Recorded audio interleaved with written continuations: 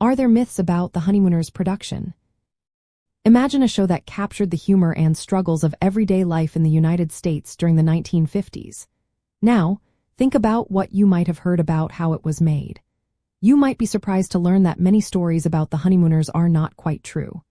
During the 1950s, the show was filmed live in front of a studio audience, which was common at the time. But what many don't realize is that the cast had very little rehearsal before taping.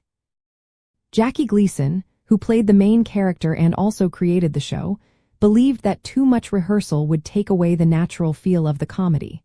So, the actors often forgot lines or made up dialogue on the spot. These mistakes were not seen as flaws but as part of the show's charm. The cast developed subtle signals to help each other recover from forgotten lines. For example, Gleason would pat his stomach to remind himself he forgot a line, and his co-stars would ad-lib to keep the scene moving smoothly. Another myth is that the show was carefully scripted and polished. In reality, the production style was quite loose.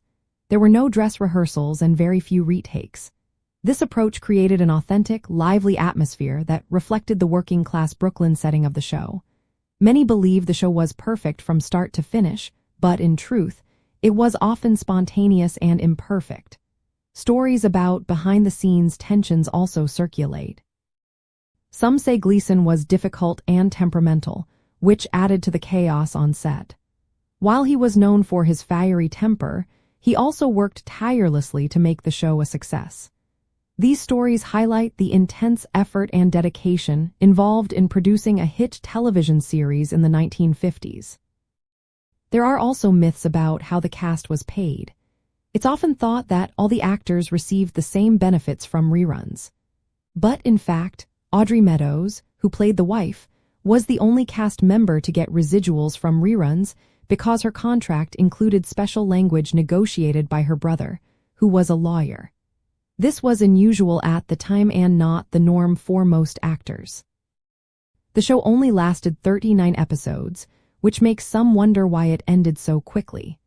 The real reason is that Gleason wanted to move on to other projects, and the production costs were high.